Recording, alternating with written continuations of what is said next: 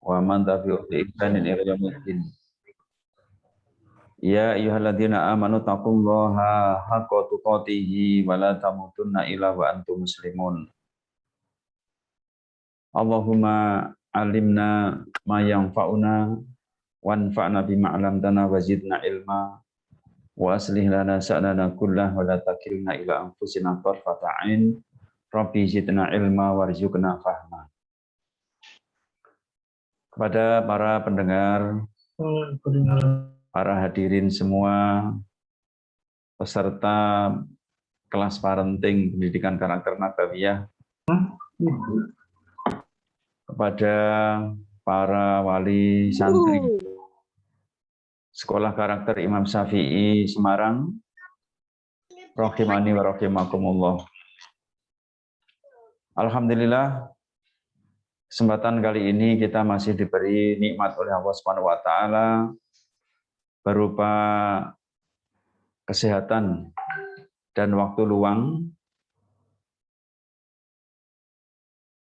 yang mana dua nikmat tersebut nanti akan ditanyakan oleh Allah Subhanahu wa taala di akhirat kelak, dan dua nikmat tersebut yang banyak dilalaikan oleh kebanyakan manusia.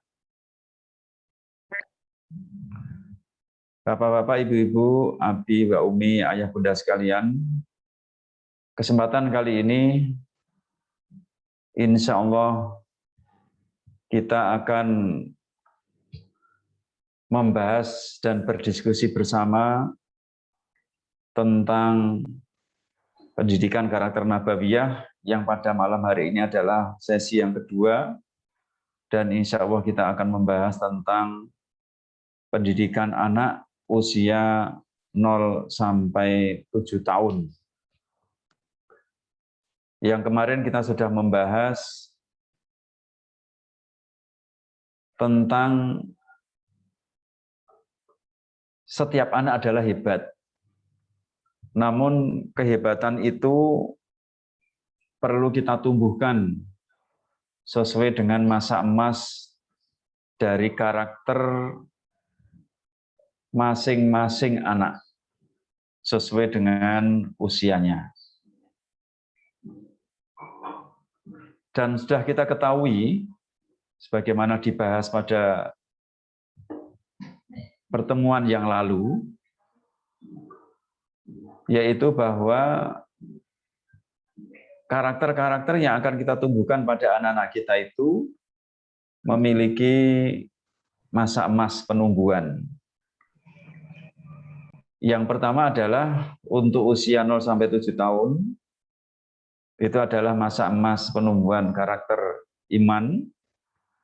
Kemudian 7 sampai 10 tahun adalah masa emas penumbuhan karakter belajar.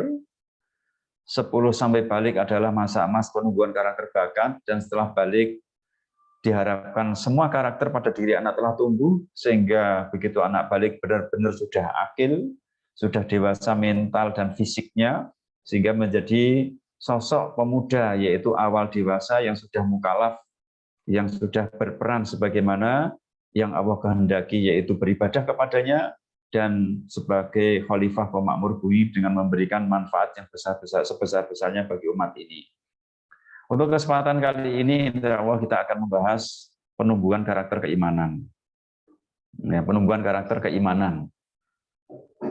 Tentu saja kita dalam menumbuhkan karakter keimanan ini, dan secara umum dalam mendidik anak-anak kita, maka kita hendaklah mencontoh teladan kita, mencontoh guru terbaik yang pernah ada di muka bumi ini, yaitu Rasulullah SAW. Kemudian pertanyaannya, ya, di dalam mendidik anak-anak ini ada prioritas-prioritas, ada hal-hal yang didahulukan sebelum mendidik yang lainnya. Sebagaimana Allah Subhanahu wa taala telah menjadikan anak-anak kita itu lahir dalam keadaan mentauhidkan Allah Subhanahu wa taala, dan ini merupakan karakter keimanan. Allah Subhanahu wa taala berfirman, wa idza hadara rabbuka min bani adama min dzurihim dzurriyyatahum wa asyhadum ala anfusihim alastu bi rabbikum qalu bala syahidna. Dan ingatlah ketika Rob kalian mengeluarkan anak-anak Adam dari sulbi mereka dan Allah mengambil kesaksian dari jiwa mereka, seraya Allah Subhanahu wa taala berfirman, bukankah aku ini Tuhanmu? Maka mereka calon-calon dalil mengatakan, benar, engkau adalah Rob kami dan kami telah bersaksi.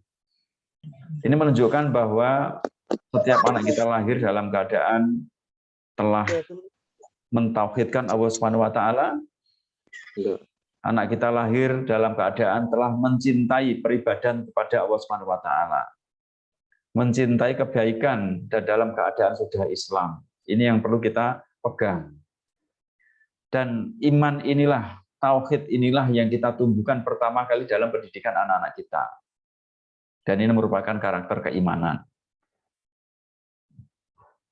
Nabi SAW telah mengajarkan kepada para anak-anak dan para pemuda dan umatnya itu mengajarkan terlebih dahulu iman sebelum mengajarkan yang lainnya. Hal ini sebagaimana sebuah hadis dari Jundub bin Abdillah radhiyallahu anhu. Beliau berkata, "Kunna ma'an Nabi sallallahu alaihi wasallam." Kami bersama Nabi sallallahu alaihi wasallam. Wa nahnu fityanun hayawirah. Sedangkan kami adalah pada saat itu sebagai seorang anak muda menjelang balik. Yang hayawirah itu adalah menjelang balik. Fata'allamnal iman qabla an nata'allamal Qur'an. Kami mempelajari iman sebelum kami belajar Al-Qur'an. Tsumma ta'allamnal Qur'an fasdatna bihi imanan. Kemudian kami mempelajari Al-Qur'an, maka iman kami bertambah dengan mempelajari Al-Qur'an tersebut. Maka dari hadis ini bisa kita katakan bahwa pendidikan yang paling diprioritaskan dalam pendidikan anak ini adalah pendidikan iman. Jadi ini adalah pondasi dari semua karakter pada diri anak. Iman inilah pondasi dari semua ilmu yang ada pada diri anak. Oleh karena itu, janganlah kita tergesa-gesa bersegera untuk menjejalkan atau memberikan banyak ilmu kepada anak sebelum kita menumbuhkan karakter keimanan ini pada diri anak yang merupakan pondasi bagi karakter-karakter yang lainnya. Oleh karena itu, pendidikan keimanan adalah prioritas umat utama dalam pendidikan anak-anak. Dan bahkan pada pendidikan usia berapapun, maka pendidikan keimanan yang terkait di dalamnya adalah akidah, ibadah, adab, akhlak, itu merupakan pendidikan yang diprioritaskan sebelum pendidikan-pendidikan yang lainnya. Terus kemudian sebuah pertanyaan, Bapak Ibu semua, Ayah Bunda, Abi dan Umi, bagaimana Rasulullah SAW menumbuhkan karakter anak usia 0-7 tahun? Ini adalah sebuah pertanyaan yang harus kita tahu apabila kita ingin mendidik anak kita dengan sebaik-baiknya. Karena Rasulullah adalah pendidik terbaik. Rasulullah adalah pendidik yang dapat menumbuhkan karakter anak sebaik-baiknya. Karena beliau adalah sallallahu alaihi wasallam teladan bagi kita dalam semua sisi kehidupan kita. Ada beberapa hadis yang menunjukkan tentang bagaimana Rasulullah SAW mendidik anak-anak kecil. Terbagi menjadi dua kelompok dalam pembahasan ini, yaitu kita akan bahas bagaimana Rasulullah bersama anak kecil ketika beliau sedang sholat. Dan yang kedua adalah bagaimana Rasulullah SAW bersama anak kecil ketika beliau dalam keadaan tidak sholat atau dalam keadaan di luar aktivitas sholat. Yang pertama yaitu bagaimana cara Rasulullah SAW mendidik anak ketika beliau sedang melaksanakan ibadah sholat. Ada sebuah hadis yang diriwayatkan dari Abdullah bin Saddad. Beliau menceritakan bahwa suatu ketika Rasulullah SAW itu mengajak salah satu cucunya, Hasan atau Husain, datang ke masjid. Beliau menggendong salah satu cucunya datang ke masjid. untuk mengimami sholat. Kemudian beliau menuju ke tempat imam, kemudian cucunya tadi itu diletakkan di samping beliau.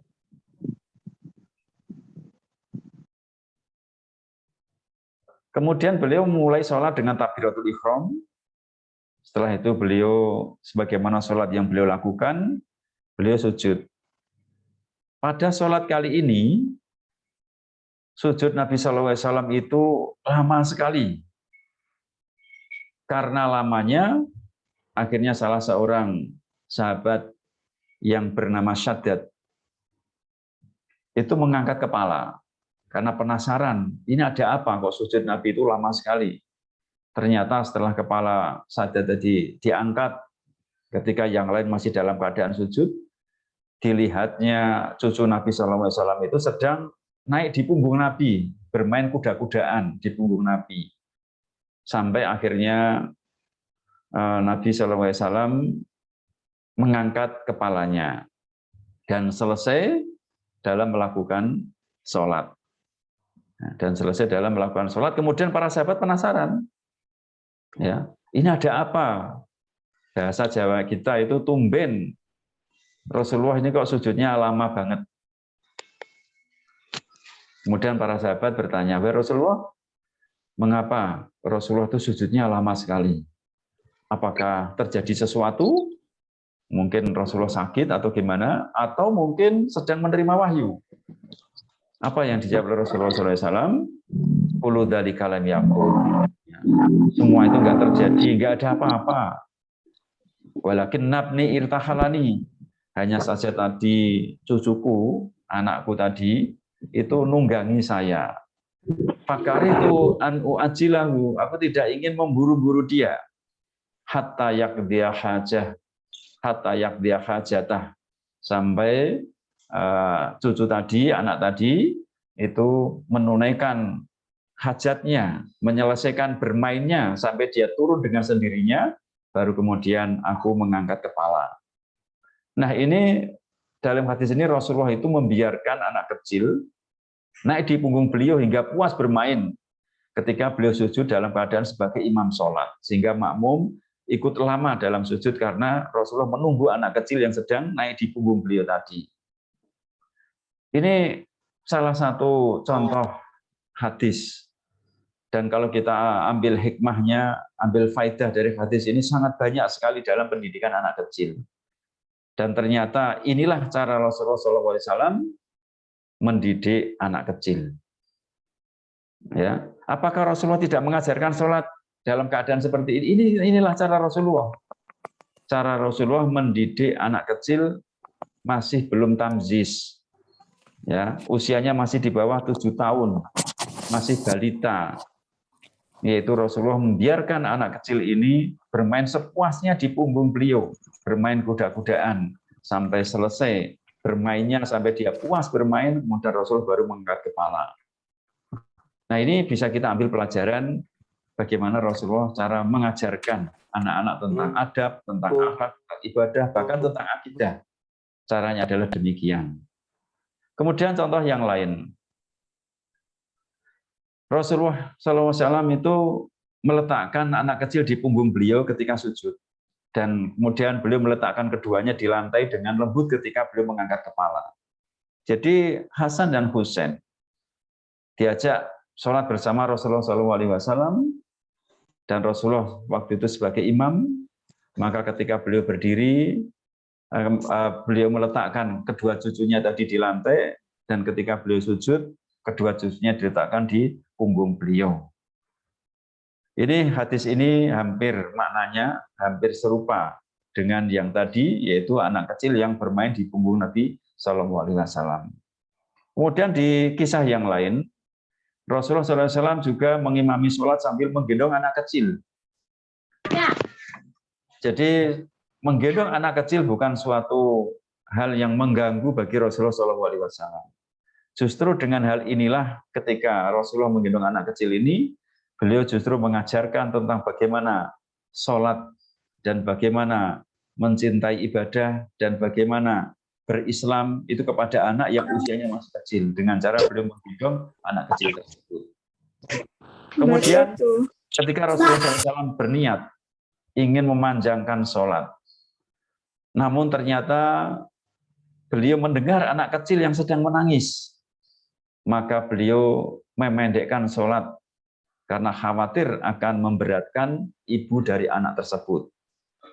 Ini kisah-kisah yang terkait dengan Rasulullah SAW bersama anak kecil ketika beliau sedang sholat. Sekilas kalau kita melihat bahwa anak kecil tersebut itu mengganggu dalam sholat, tapi ternyata Rasulullah bahkan membiarkan, tanda kutip membiarkan anak tersebut bermain sampai puas. Sekilas memang itu mengganggu, tapi Rasulullah SAW tidak merasa terganggu, dan inilah kesempatan untuk mengajarkan anak-anak kecil untuk beribadah kepada Allah SWT. Terus kemudian bagian yang kedua yaitu tentang kisah-kisah Rasulullah bersama anak kecil di luar aktivitas sholat. Yang pertama, Rasulullah SAW sering sekali menciumi anak kecil, karena itu adalah wujud kasih sayang yang Rasulullah berikan kepada anak-anak kecil. Kemudian berikutnya, Rasulullah juga sering mencandai anak kecil yang sedang bersedih. Sebagaimana kisah seorang anak kecil yang sedang bersedih karena burung mainannya itu mati. Maka apakah Rasulullah kemudian dengan nasihat lisan kepada anak tersebut, kamu jangan bersedih, tapi justru Rasulullah itu mencandai anak tersebut biar anak tersebut tidak bersedih. Maka Rasulullah mengatakan kepada anak tersebut yang bernama Abu Umair, yang dipanggil Abu Umair, Rasulullah bersabda, "Ya Abu Umair, ma fa'alan Nuhair." Wahai Abu Umair, apa yang sedang dilakukan oleh Nuhair? Nuhair itu adalah burung kecil yang dimiliki oleh Abu Umair tersebut yang mati. Karena Abu Umair sedih, akhirnya Rasulullah mencandainya sehingga harapannya anak tersebut tidak bersedih lagi. Kemudian Rasulullah juga bermain bersama anak-anak kecil, yaitu kadangkala Rasulullah SAW bermain air dengan menyemprotkan menyemprotkan air dari mulut beliau yang mulia, ya, diambil dari ember kemudian disemprotkan ke wajah anak-anak kecil yang waktu itu anak tersebut berusia 5 tahun. Ini adalah hadis dari Mahmud bin Ar-Rabi. Kemudian Rasulullah SAW juga sering memuji anak kecil. Maka kita pun ya sebagai orang tua janganlah kita itu pelit-pelit untuk memuji anak kecil. Karena anak kecil dengan pujian itu akan menambah sayang mereka kepada orang tua. Dan padahal sejatinya sayangnya anak kepada orang tua pada pendidikan usia ini adalah merupakan fondasi dari keimanan. Fondasi keimanan pada anak-anak pada usia ini adalah rasa sayang mereka. Kemudian Rasulullah SAW juga di kisah yang lain membiarkan anak kecil itu kencing di pangkuan beliau hingga tuntas. Kadang-kala kita itu kalau ada anak kecil langsung diangkat ketika anak itu sedang mengencingi kita, sehingga anak tersebut menangis, itu akan melukai hati anak tersebut. Padahal bagi dia kencing di pangkuan itu adalah sesuatu yang boleh menurut dia, anak kecil, dan itu sesuatu yang nyaman bagi dia. Namun karena mungkin orang tua merasa tidak nyaman, akhirnya anak tersebut sebelum tuntas kencingnya diangkat, sehingga anak tersebut menangis. Namun Rasulullah SAW membiarkan sampai anak kecil tersebut tuntas kencing di pangkuan beliau, sehingga anak tersebut merasa nyaman, ya, dan anak tersebut tidak menangis karena merasa terlukai hati akibat dari perlakuan orang-orang dewasa. Nah, itulah beberapa contoh kisah-kisah Rasulullah SAW memperlakukan anak kecil yang usianya masih di bawah 7 tahun yang masih balita. Dari beberapa hadis tersebut bisa kita ambil faedah tentang kondisi anak usia 0 sampai 7 tahun. Ya, kondisi anak usia 0 sampai 7 tahun. Yang pertama, anak usia 0 sampai 7 tahun itu kondisinya adalah sedang puncak-puncaknya egosentris. Apa egosentris itu, Bapak Ibu semua? Egosentris itu adalah anak merasa dirinya itu pusat dari semuanya. Dirinya merasa yang paling penting, dirinya merasa bahwa dirinya yang harus diperhatikan oleh semua orang, dirinya merasa yang paling benar. Itulah egosentris, dan ini adalah wajar pada diri anak. Terlihat pada kisah tadi, ketika anak tersebut naik di punggung Nabi, pastilah anak tersebut merasa bahwa aku ini paling penting, Aku bermain ini penting, sholat itu nggak penting menurut anak tersebut. Dan ternyata itu dituruti oleh Nabi Shallallahu Alaihi Wasallam. Pastilah seandainya yang naik di punggung Nabi orang dewasa, pastilah itu bukan bukan egosentris lagi, tapi adalah egois, dan ini adalah sebuah pelanggaran. Tapi ini bagi anak kecil, maka hal tersebut merupakan hal yang wajar. Jadi bisa kita katakan bahwa kondisi anak usia 0 sampai 7 tahun adalah puncak-puncaknya egosentris. Anak seusia ini tidak mau disalahkan. Anak usia ini merasa paling benar dan itu normal. Kadangkala kita sering sekali memaksakan anak untuk toleran pada usia ini. Kadang-kadang kita memaksakan untuk minta maaf kepada temannya ketika mereka bertengkar, padahal pada saat ini mereka sedang puncak-puncaknya egosentris. Mereka tidak mau mengalah. Ini sebagaimana tadi ketika cucu Nabi naik di punggung Nabi, itu adalah suatu sifat yang sesungguhnya anak memiliki sifat-sifat egosentris. Lele, buat apa ngambil itu kotor, jorok? Semua yang jorok. Ya, ini jorok. Dan ternyata Rasulullah menuntaskan sifat egosentris ini pada anak. Ini, nah sifat ini harus tuntas.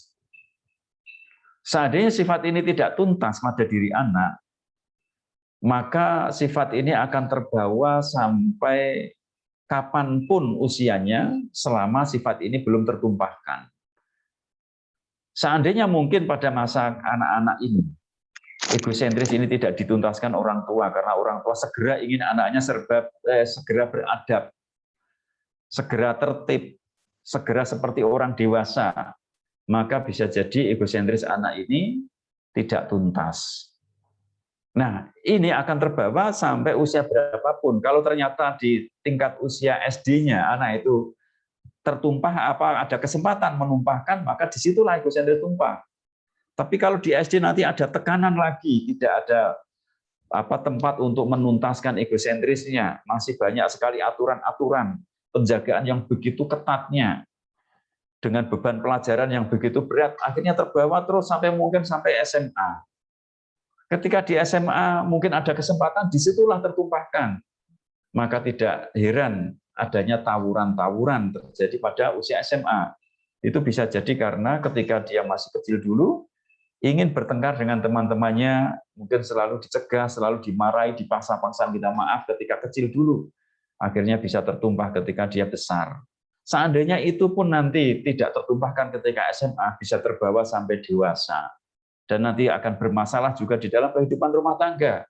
Ketika seorang istri yang egosentrisnya nggak tuntas, akan kurang dewasa ketika menghadapi suaminya. Demikian juga sebaliknya, seorang laki-laki yang waktu kecilnya egosentris tidak tuntas, maka akan terbawa sampai besar ketika dia menjadi seorang suami yang menjadi tidak dewasa ketika menghadapi istrinya. Inilah pentingnya kita menuntaskan egosentris ini. Sebab kalau egosentris ini nggak tuntas, terbawa sampai dewasa menjadi inner child. Inner child itu adalah sifat kekanak-kanakan yang ada pada diri orang dewasa, ya akibat egosentris masa kecil itu tidak tuntas. Dan ternyata Rasulullah SAW dalam menumbuhkan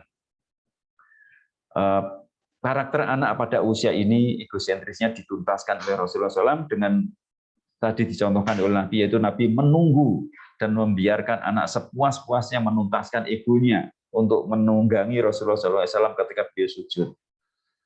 Kemudian sifat yang kedua, yaitu imajinatif. Sifat imajinatif ini merupakan sifat yang dimiliki anak usia 0-7 tahun.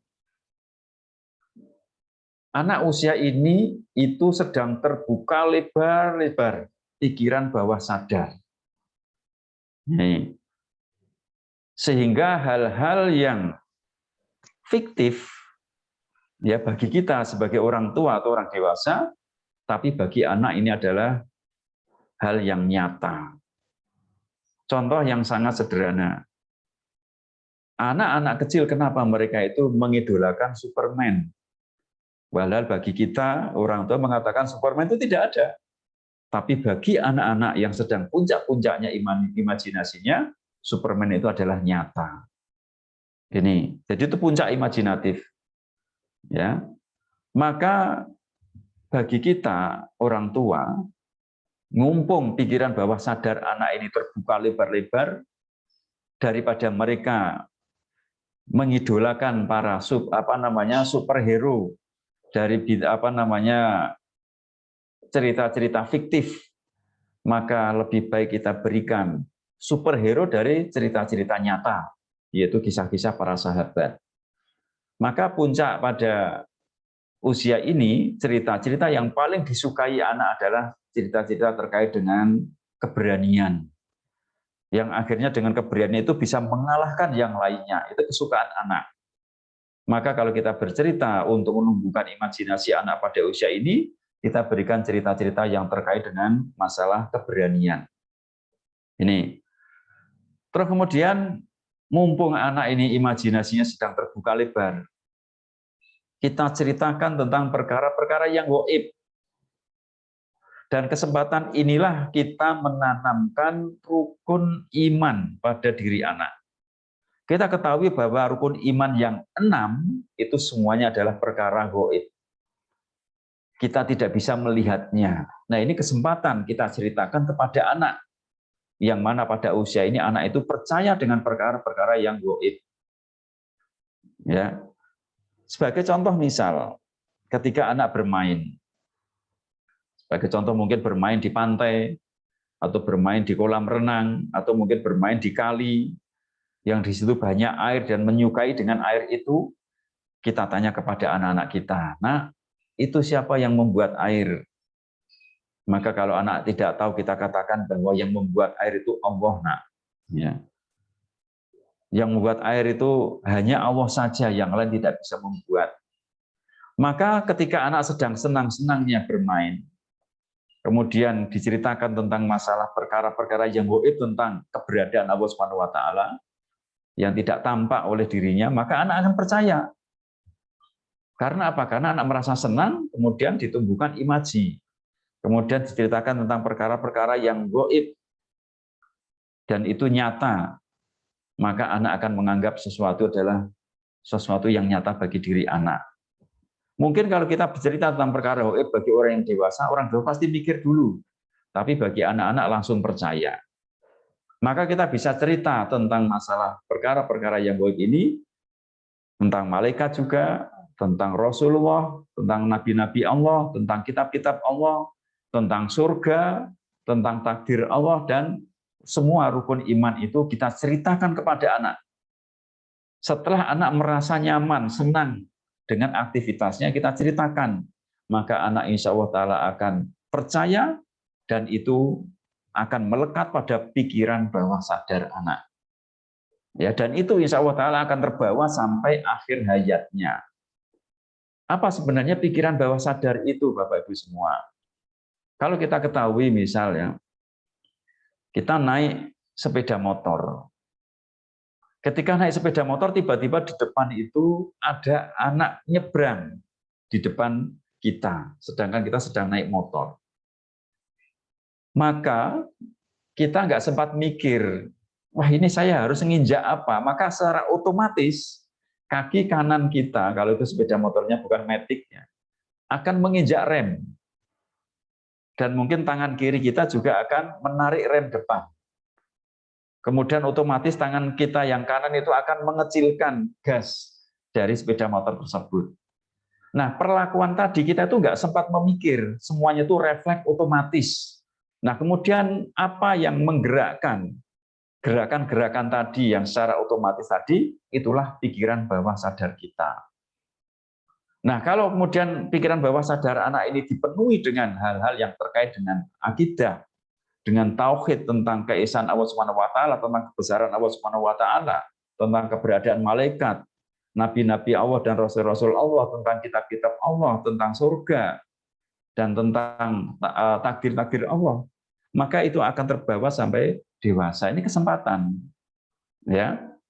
Jadi sebenarnya adanya imajinatif ini, anak pada usia ini sebenarnya belum perlu dijejali dengan banyak pengetahuan. Cukuplah imajinya ini dikuatkan. Kenapa anak-anak sekarang kok mengidolakan Superman? Karena kita jarang sekali menyampaikan kepada mereka tentang kebesaran para sahabat dulu ketika berperang. Kita mungkin ketika menceritakan kepada anak-anak kita usia ini, cerita tentang zuhud, cerita tentang hidup sederhana, cerita tentang taubat, mereka belum paham tentang itu. Mereka yang mereka inginkan, yang mereka sangat sukai adalah cerita-cerita tentang keberanian. Contohnya misal cerita tentang perang Badar. Kita bisa ceritakan kepada anak. Nah, dulu ya ketika Rasulullah SAW berperang di perang Badar itu, pasukan kaum muslimin itu cuma 300 loh, Nak. Kemudian musuhnya berapa coba? Musuhnya itu ada 1000, Nak. Tapi ternyata kaum muslimin menang. Nah, itu bagi anak itu kan wow, luar biasa. Ini kenapa menang? Karena Allah Subhanahu wa taala ternyata mengutus para malaikat untuk membantu Rasulullah SAW beserta para sahabat yang sedang berperang. Itulah ternyata Allah sayang kepada umat Islam. Allah sayang kepada orang-orang yang beriman. Nah, ini cerita-cerita yang seru seperti ini yang akhirnya menang. Itulah cerita-cerita yang disukai oleh anak-anak usia ini. Maka kalau kita sering bercerita lagi tentang kisah-kisah yang seru, itu insya Allah Ta'ala anak akan tidak tertarik lagi dengan adanya Superman. Karena cerita yang seru seperti ini banyak sekali di kisah-kisah para sahabat, para nabi. Ini kita berikan kepada anak-anak usia ini, mumpung imajinasi mereka itu sedang puncak-puncaknya. Ini antara lain bukti bahwa imaji anak ini adalah kuat. Ya, ada kejadian juga seorang anak itu terjun dari lantai 2 menggunakan dari lantai atas menggunakan payung. Karena anak tersebut pernah atau sebelumnya itu melihat film kartun. Film kartun yang kemudian pernah pemerannya di situ adalah terjun dari lantai atas menggunakan payung dan tidak mati. Itu kartun, tapi ternyata bagi anak itu adalah nyata. Akhirnya dia mempraktekannya. Nah, ini antara lain bahwa menunjukkan bahwa anak pada usia ini sedang puncak-puncaknya imajinasi. Ini. Jadi otak kanan anak ya itu sangat dominan ketika usia ini. Terus kemudian berikutnya adalah anak usia ini sangat sensitif. Hatinya itu mudah sekali terluka. Ya, mudah percaya juga mudah curiga. Mudah menangis juga mudah tertawa. Ya, mudah bermusuhan dengan temannya dan mudah juga akur. Sering sekali anak seperti usia ini itu bertengkar. Itu kadangkala orang tua ikut campur. Ya, merasa bahwa masing-masing anaknya yang paling benar. Ya, akhirnya pertengkaran itu merembet kepada perselisihan antar orang tua dari anak tersebut. Yang terjadi seringnya anak sudah akur, tapi ternyata orang tua sampai berbulan-bulan bahkan mungkin bertahun-tahun nggak akur. Nah, inilah menunjukkan bahwa anak itu sebenarnya mudah sekali berubah, sensitif, ya, mudah bertengkar dan mudah juga mereka itu akur. Nah, ini masa-masa seperti ini maka tugas kita yaitu terhadap anak usia adalah membahagiakan dia. Ini adalah kondisi-kondisi anak egosentris, imajinatif, dan sensitif yang harus kita jadikan dasar untuk mendidik mereka pada usia ini. Untuk menumbuhkan masa emas karakter mereka, yaitu karakter keimanan. Dasarnya adalah ini.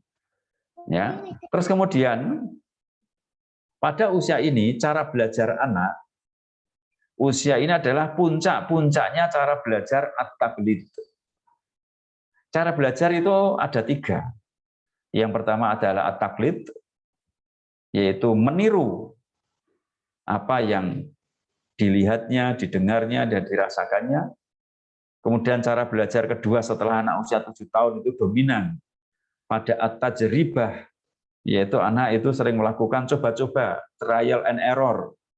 Kemudian ketika anak sudah menginjak 10 tahun lebih, itu cara belajar dia dominan kepada at-tafkir, yaitu banyak berpikir. Maka meniru, kemudian mencoba-coba, dan berpikir itu merupakan urutan cara belajar anak, dan pada usia ini, itu lagi puncak-puncaknya cara belajar at-taqlid, yaitu meniru apa yang didengarnya, dilihatnya, dan dirasakannya.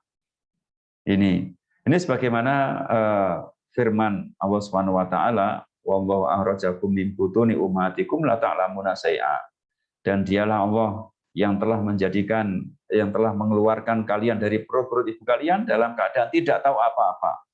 Wa ja'ala lakumus sam'a wal absara wal afidah la'allakum tashkurun. Kemudian Allah menjadikan pada diri kalian itu adalah pendengaran, kemudian penglihatan dan fuad, yaitu mata hati, agar kalian bersyukur. Nah, maka dengan 3 indera inilah ya seseorang itu, terutama pada usia ini, anak itu meniru. Bukan hanya yang didengar saja, tapi juga yang dilihat dan dirasakan oleh anak.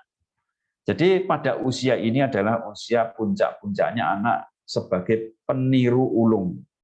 Ya, puncak-puncaknya anak sebagai peniru ulung. Maka metode pendidikan anak usia ini berdasarkan kondisi anak dan cara belajar tadi, yang pertama adalah dengan keteladanan. Puncak keteladanan yang ditiru oleh anak adalah pada usia ini. Ya. Jadi pada usia seperti usia 0 sampai 7 tahun ini, sejatinya kita tidak perlu banyak menjejalkan nasihat-nasihat. Cukuplah dengan keteladanan ini sebenarnya adalah metode yang paling luar biasa pada anak usia ini. Maka kalau kita ingin anak kita kelak menjadi berakhlak mulia, maka kita harus berakhlak mulia terlebih dahulu. Kalau kita ingin anak kita kelak berkarakter, maka kita harus berkarakter terlebih dahulu. Inilah puncak keteladanan yang terjadi pada usia 0 sampai 7 tahun. Ini keteladanan, karena mereka cara belajarnya adalah meniru, yaitu at-taqlid. Kemudian berikutnya adalah berkisah. Kisah yang diberikan pada usia ini yaitu dominan pada kisah-kisah yang terkait dengan as-saja'ah, yaitu keberanian tadi. Tentang perang Badar akhirnya menang, tapi kita terkait dengan seperti perang Uhud yang kemudian Nabi SAW itu terluka, terus kemudian Nabi SAW sempat dikepung, diserang oleh orang-orang kafir Quraisy, itu kita tunda dulu, kita ceritakan nanti ketika dia sudah besar. Khawatir kalau kita bercerita tentang hal-hal yang kemudian kaum muslimin terkalahkan, cerita dengan hal-hal yang buruk, nanti dikhawatirkan anak muncul persepsi negatif tentang Islam ini. Maka kita kasih kisah-kisah yang seru. Jangan sampai anak itu terdominasi oleh kisah-kisah fiktif yang ada di film-film. Ya, yang cerita-ceritanya adalah cerita bohong atau cerita-cerita fiktif. Lebih baik kita berikan kisah-kisah yang nyata yang terjadi, yaitu tentang keberanian-keberanian. Maka dalam berkisah ini pun kita juga harus tahu, ya, kisah-kisah yang cocok untuk anak usia 0 sampai 7 itu kisah apa, 7 sampai 10 itu kisah apa, dan seterusnya. Ya, kalau anak usia ini kemudian kita bercerita tentang adanya tazkiyatun nafas, adanya taubat, terus kemudian kisah tentang qanaah, ya, kisah tentang memaafkan, ini anak nggak tertarik karena masa puncak-puncaknya egosentris, nggak mau memaafkan, dia merasa paling benar. Ini. Kemudian yang ketiga adalah bermain bermain bersama alam. Jadi metode pendidikan pada usia ini adalah bermain.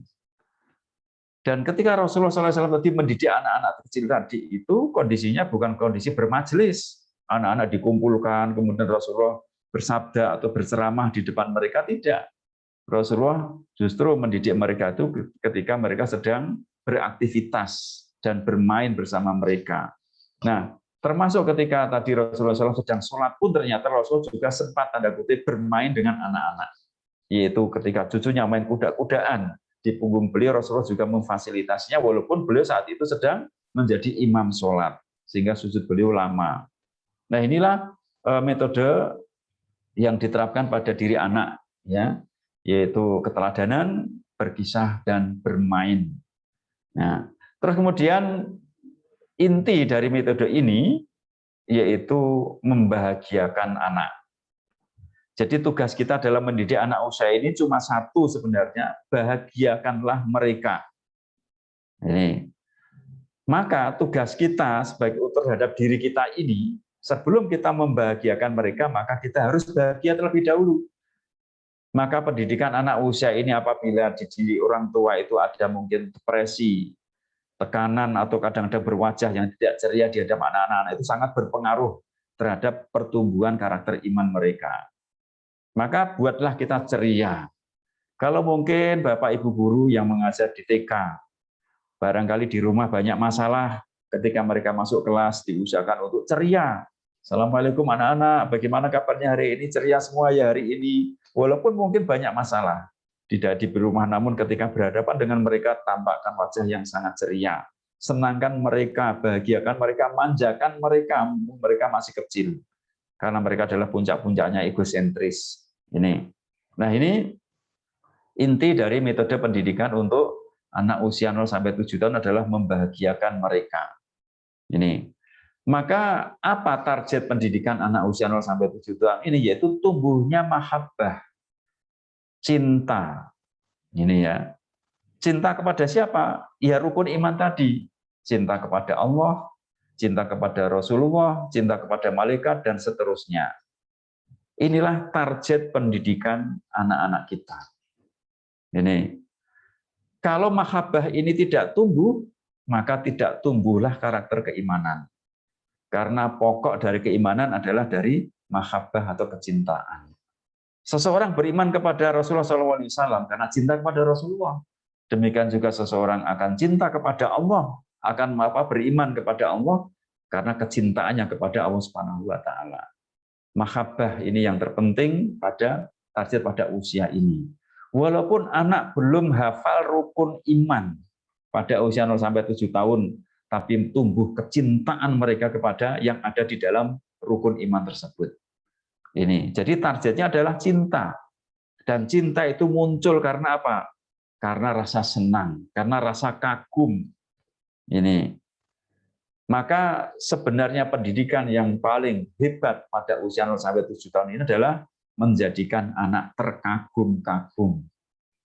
Kalau kita kembalikan contoh dari Nabi SAW tadi, ketika anak diajak bermain Rasulullah disemprot pakai air, anak terkagum-kagum dengan permainan itu, sehingga mereka mencintai Rasulullah. Kemudian anak digendong ketika sholat, anak terkagum-kagum dengan perilaku Rasulullah, maka anak-anak akan mencintai Rasulullah. Ketika Nabi sujud kemudian ditunggangi naik kuda-kudaan, anak terkagum-kagum karena senangnya anak tersebut bermain kuda-kudaan, maka muncullah kecintaan kepada Rasulullah SAW. Jadi sebenarnya pendidikan usia TK itu targetnya adalah kecintaan, bukan banyaknya hafalan. Ya, kecuali anak itu meminta sendiri. Yang dikhawatirkan begini Bapak Ibu semua. Kadang-kala kita tergesa ingin menjadikan anak kita itu soleh walaupun belum balik. Akhirnya anak tergesa-gesa diberikan penjejalan materi yang begitu banyak. Anak mungkin belum tertarik untuk menulis, dipaksa untuk menulis karena khawatir nanti tidak bisa masuk SD. Anak belum tertarik dengan membaca, masih suka bermain, berekspresi. Tapi ternyata karena khawatir tidak bisa masuk SD harus dipaksa untuk bisa membaca. Apa yang muncul? Walaupun niat kita baik, menulis itu bagi anak baik, membaca bagi anak baik, itu sebagai bekal dia. Tapi karena tidak sesuai dengan usianya, maka pada diri anak tersebut ada luka. Luka fitrah yang menumbuhkan persepsi negatif. Oh ternyata belajar itu tidak menyenangkan. Menulis tidak menyenangkan, membaca tidak menyenangkan, buktinya aku dipaksa-paksa padahal aku nggak mau. Dipaksa untuk sholat, padahal Rasulullah tidak memerintahkan kita untuk merintahkan sholat pada anak ketika usia 7 tahun. Tapi kita kadang-kadang tergesa-gesa ingin menjadikan anak soleh sebelum waktunya. Akhirnya kita paksa anak di bawah 7 tahun untuk sholat, muncul persepsi negatif, ternyata sholat tidak menyenangkan. Aku dipaksa-paksa. Di masjid saya bermain dengan teman-teman dimarahi. Sehingga aku tidak suka dengan masjid tempat adalah yang paling menyeramkan. Nah ini mahabbah ini sangat penting dan ini target dari pendidikan. Maka bisa kita ambil faidah ya antara lain ketika ada seorang anak kecil sedang bermain di masjid. Mereka datang bersama orang tuanya ke masjid. Atau mungkin ada yang datang ke masjid tanpa orang tuanya. Karena tanpa orang tuanya sehingga tidak ada yang mendampingi, mereka ramai. Ya. Mereka lari-lari ketika para orang tua sedang melaksanakan sholat berjamaah. Nah ini kadangkala orang tua itu ada yang berpandangan, wah ini perlu diadabkan, ini perlu ditegur, ya biar dia tahu adab tentang orang yang sholat. tentu saja kita harus melihat kondisi anak ini. Anak itu usia berapa? Kalau itu anak itu sudah balik, wajar-wajar saja kita tegur, bahkan bisa jadi kita hukum. Kita kasih hukuman, mungkin kalau anak kita sendiri kita kasih pukulan. Ya, tapi kalau anak ini usianya mungkin 5 tahun, mereka belum paham. Dia sedang puncak-puncaknya egosentris. Dia merasa yang dia lakukan itu adalah benar. Walaupun bagi orang tua itu salah, tapi bagi dia benar. Ya.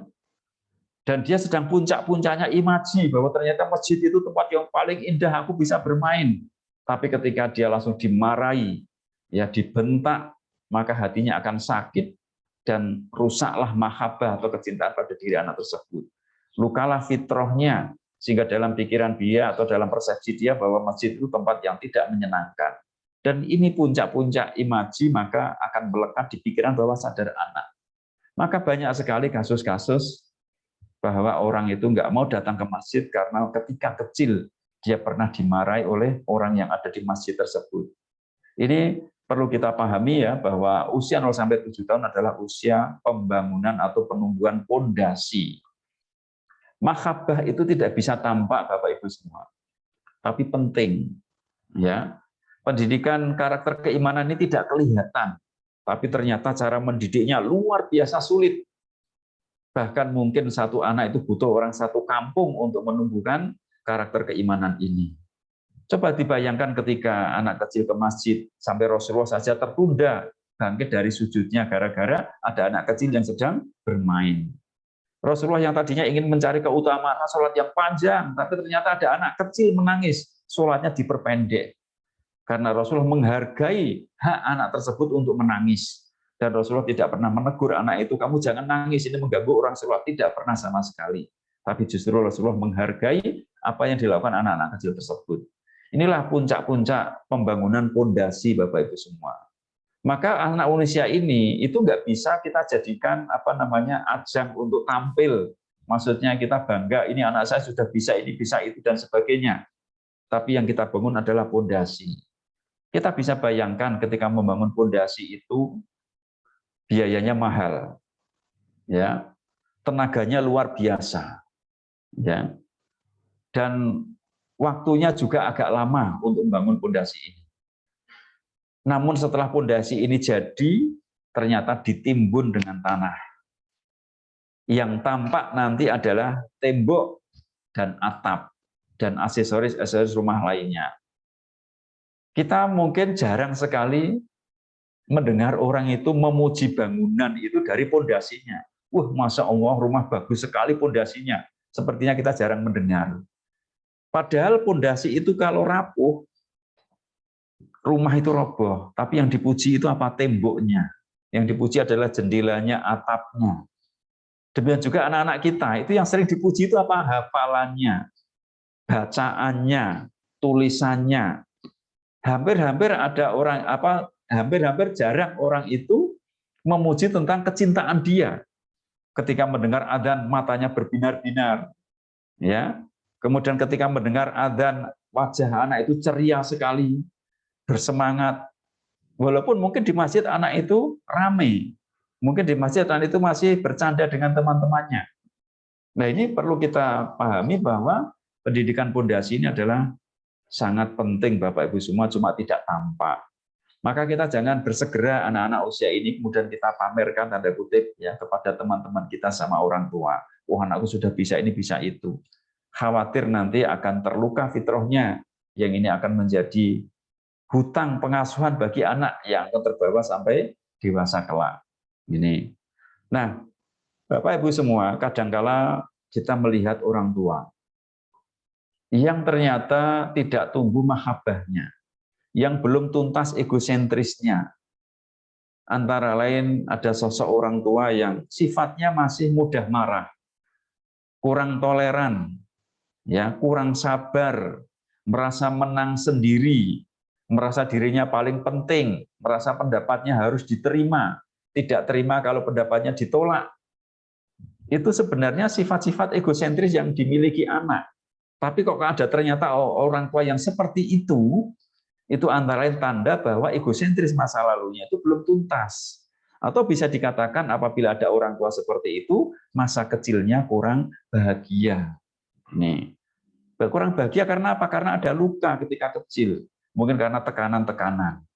Maka banyak sekali kasus-kasus yang terjadi permasalahan di rumah tangga, perselisihan antar suami istri, itu sebenarnya bisa disebabkan akibat masa kecil dari masing-masing pasangan tersebut. Sangat berpengaruh dan paling utama adalah di fase 0-7 tahun ini. Kalau ini tidak tuntas, egosentris anak pada usia ini, imaji anak itu negatif pada usia ini, hati anak terluka karena sensitifnya, itu akan berakibat pada pendidikan selanjutnya. Ada sebuah kasus Bapak Ibu semua, sebuah SMK. Di sebuah SMK ada seorang anak yang bermasalah. Anak tersebut itu sering berbuat ulah. Nakal tanda kutip ya, sering berbuat kenakalan di sekolah tersebut. Ketika ditanya oleh Bapak Ibu gurunya, "Kenapa kamu demikian?" Ya, maka anak tersebut dengan ringannya mengatakan, "Biar bapak saya susah." Bapak Ibu guru menjadi heran, "Loh, kok ada anak seperti ini ingin bapaknya itu susah, kenapa?" Ya, kalau saya berbuat nakal di sini pasti bapak saya itu sering dipanggil ke sekolahan. Maka bapak saya menjadi susah. Terus kemudian ditanya, "Kenapa kamu kok ingin bapak kamu susah?" Ternyata setelah diajak diskusi, diajak ngobrol, ya, ternyata itu adalah kasus yang terjadi ketika dia TK. Karena bapaknya ingin menjadikan dia seorang ahli di bidang bela diri, maka suatu ketika dia mungkin ketika disuruh mandi tidak mau, dipukul oleh ayahnya sampai keluar darahnya. Dan ternyata luka itu terbawa sampai dia SMA.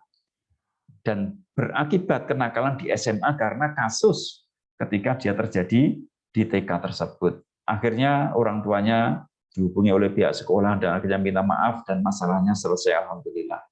Jadi Bapak Ibu semua, kita hendaklah betul-betul anak usia ini adalah masa emas dari semua karakter sebenarnya.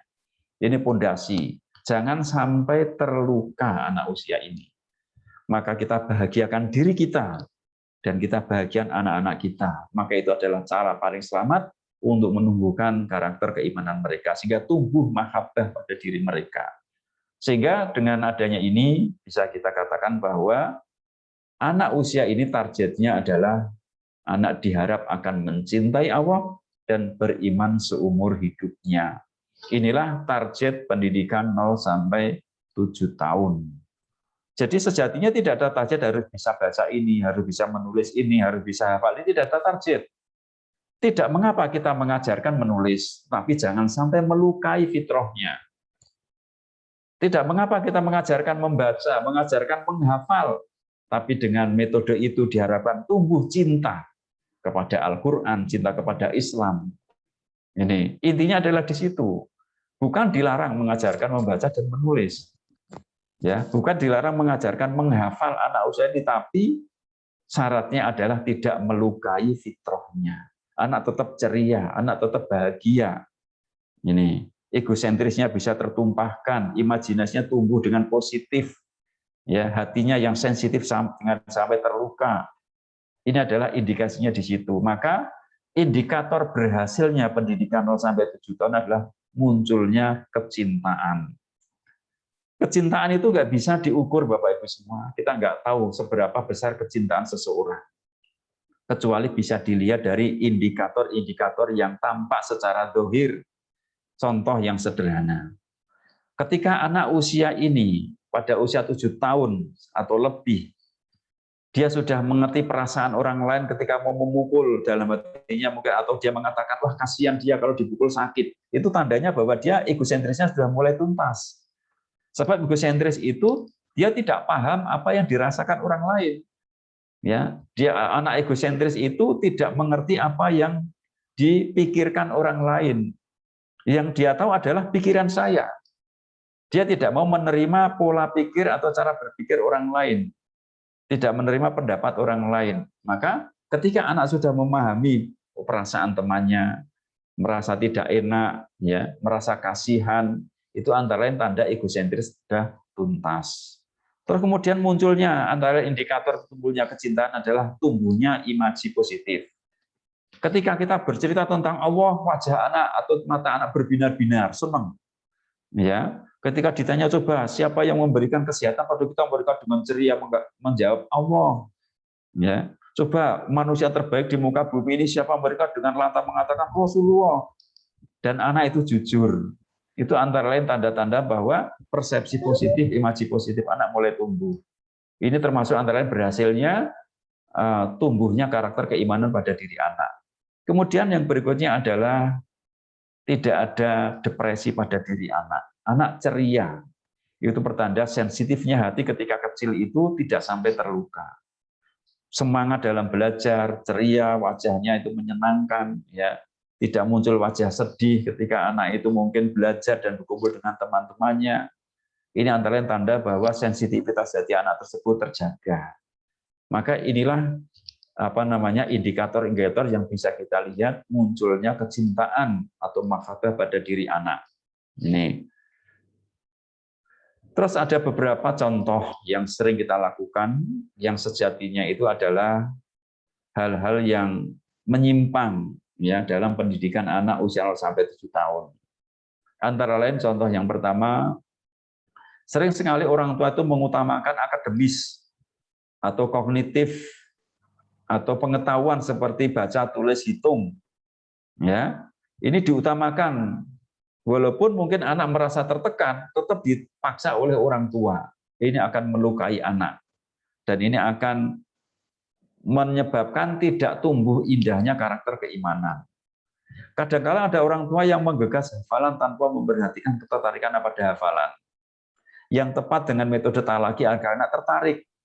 Ya, kadang-kala kita paksa karena mungkin gurunya akan menilai dan orang tuanya ingin anaknya meranking ya, menjadi yang terbaik, akhirnya dipaksa karena keinginan orang tua. Ini pun juga tidak benar. Anak dibuat tertarik dulu, mungkin dibaca bersama-sama sehingga mereka tertarik, sehingga mereka mau menghafal sendiri, ya sehingga bukan karena paksaan. Ya. Kemudian kadang-kala ada orang tua yang mengajarkan bahasa kedua sebelum bahasa ibu tuntas. Ini anak usia ini itu butuh untuk mengungkapkan kegundahan hatinya, menuntaskan egosentris itu kadang-kala dengan bahasa-bahasa yang dipahami oleh dirinya dan ibunya. Karena orang yang paling dekat pada usia ini adalah ibu. Ya, yang selalu mendampingi adalah ibu. Maka bahasa ibu harus tuntas pada anak usia ini. Kalau di Jawa kemudian bahasa ibunya adalah bahasa Jawa, ya diharapkan anak itu bahasa Jawanya tuntas terlebih dahulu. Ya, sehingga ketika dia mengungkapkan perasaannya, kegundahannya dengan bahasa yang dipahami oleh dirinya dan oleh ibunya, sehingga hatinya tetap bersih, ya tidak terluka. Nah, kadangkala anak ada yang di TK itu sudah diajarkan bahasa kedua, bahkan mungkin bisa jadi bahasa keduanya lebih dominan dibanding bahasa ibunya. Contoh misal, ada seorang orang tua yang mengajarkan anaknya di TK itu dengan bahasa Inggris. Dan bahasa di TK itu adalah bahasa Inggris yang digunakan karena TK internasional. Maka anak tersebut lebih pintar bahasa Inggris daripada bahasa Indonesia yang digunakan oleh ibunya. Ini pasti akan mengalami gangguan pada anak tersebut ketika ingin mengungkapkan perasaannya karena ibunya tidak paham. Ya, tidak paham dengan bahasa itu, dan ini akan mengganggu psikis anak tersebut pada perkembangan selanjutnya. Termasuk juga mungkin kalau bahasa di rumah itu bahasa Indonesia, kemudian kita ajarkan bahasa kedua, contoh bahasa Arab sebagai contoh. Sehingga kita dari TK anak diajarkan bahasa Arab sehingga kurang fasih dalam bahasa Indonesia, itu juga akan mengganggu perkembangan psikisnya pada usia-usia selanjutnya. Karena anak tersebut tidak tuntas bahasa ibunya. Maka jangan tergesa-gesa mengajarkan bahasa kedua sebelum bahasa ibu tuntas. Nih. Kemudian kadangkala orang tua itu tergesa mendahulukan mengajarkan syariat atau ibadah daripada mengembangkan atau menumbuhkan keimanan atau akidah terlebih dahulu. Iman harus tumbuh terlebih dahulu. Pada dasarnya iman adalah mahabbah. Ya, kita kadangkala itu dalam mengajarkan keimanan kepada anak dimulai dengan mengajarkan langsung. Coba ini hafalkan anak-anak rukun iman. Mereka hafal, tapi karena hatinya tidak pernah kesentuh oleh keteladanan orang tua dengan kisah-kisah yang menarik bagi anak-anak, ya mungkin hati mereka terluka karena paksaan untuk menghafal rukun iman tadi. Mungkin anak-anak kita hafal, tapi mereka tidak paham apa yang dikandung oleh rukun iman tersebut. Berbeda ketika kita tumbuhkan keyakinan mereka itu dengan apa? Dengan metode tadi, yaitu dengan berkisah, disentuh hati mereka, ya, sampai mereka kagum, walaupun mereka tidak hafal rukun iman, tapi semua kandungan-kandungannya sudah mereka rasakan. Nah, sehingga ketika mereka usia 7 tahun dan seterusnya disuruh menghafal rukun iman, maka tambahlah iman mereka. Oh, ternyata ini ya rukun iman ada 6 ya. Ya, maka dia mungkin dalam hatinya mengatakan, ini yang sudah aku percaya sejak dulu, sejak aku di TK, maka bertambahlah iman mereka. Itu yang disebut dalam hadis tadi. Belajar iman dulu, baru Quran. Setelah belajar Quran, maka bertambahlah iman itu. Tapi kalau iman ini belum ditumbuhkan, langsung kepada ilmu, suruh menghafal ini, itu, dan sebagainya, bagaimana iman bisa bertambah? Wong sebelumnya belum tumbuh. Ini jadi iman itu ditumbuhkan terlebih dahulu, kemudian baru ilmu atau Quran, maka setelah belajar ilmu dan Quran itu iman itu akan bertambah. Ini. Kemudian selanjutnya contoh yang lain memberikan cerita-cerita tentang hal buruk yang dapat menimbulkan persepsi negatif. Antara lain misal cerita tentang kekalahan dalam berperang, atau mungkin cerita tentang dicincangnya para sahabat oleh orang-orang kafir yang sudah meninggal tadi, sahabat yang sudah gugur, itu kemudian dicincang oleh orang-orang kafir. Itu jangan kita ceritakan anak-anak usia ini, mereka merasa ngeri dan akhirnya wah ternyata jadi kaum muslimin itu mengerikan. Nah ini kita hindarkan, kita kasih cerita-cerita tentang keberanian yang menang, yang membuat mereka itu terkagum-kagum. Kemudian sering sekali juga orang tua memberikan ancaman atau hukuman apabila ada anak melakukan kesalahan atau pelanggaran. Ini belum waktunya dihukum, bahkan setelah 7 tahun sampai 10 saja juga belum dihukum. Hukuman itu diberikan ketika dia anak sudah umur 10 tahun. Kadang-kala itu orang tua tergesa-gesa ingin anaknya segera baik. Itu. Segera baik, padahal kemarin sudah kita bahas mendidik anak seperti menanam tumbuhan. Kalau baru tumbuh itu mudah patah. Jangan dipaksa-paksa, nanti bisa patah. Demikian juga anak kita yang masih kecil ini hatinya itu sensitif. Kemudian berikutnya adalah seringnya orang tua membandingkan anak yang satu dengan yang lain. Mereka adalah unik, mereka punya potensi yang berbeda-beda. Maka kalau dibandingkan dengan yang lain, mereka nggak terima. Ya, ketika mereka dibandingkan dengan saudaranya yang lain, seolah-olah mereka itu merasa disalahkan. Ya, mereka merasa disalahkan. Ya, karena dibandingkan dengan yang lain. Kemudian kadang-kala kita bersikap yang atau berwajah tidak ramah kepada mereka. Mereka paham dengan wajah kita seperti apa. Maka kejujuran hati kita untuk mencintai mereka itu sangat penting. Kita berpura-pura sayang kepada mereka, mereka juga tahu. Ya, kita tulus kepada mereka, mereka juga akan merasakan. Inilah pekanya hati anak ini. Kemudian sering sekali orang tua berobsesi menjadikan anak sesuai dengan profesi tertentu tanpa mempertimbangkan keunikan bakat anak. Karena orang tua merasa berhasil jadi pedagang, akhirnya anaknya dipaksa menjadi pedagang biar berhasil seperti ayahnya. Karena merasa berhasil menjadi dokter, orang tua itu memaksa anaknya untuk menjadi dokter. Padahal anak mungkin tidak suka untuk menjadi dokter, maka kita perlu menggali potensi unik anak kita.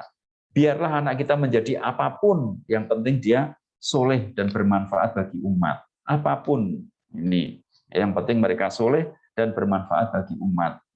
Kemudian kadang-kala ada orang tua yang menitipkan anaknya di bawah usia akhir balik itu ke pondok-pondok pesantren atau boarding school, ya dengan alasan apapun, kecuali memang ada udzur, yaitu orang tua yang telah meninggal atau wafat, ya, atau mungkin faktor lain sehingga anak kurang sosok ayah dan ibu di rumah, sehingga nanti harapannya kalau dia mungkin dititipkan di pondok atau boarding school tetap harus ada sosok ayah dan ibu.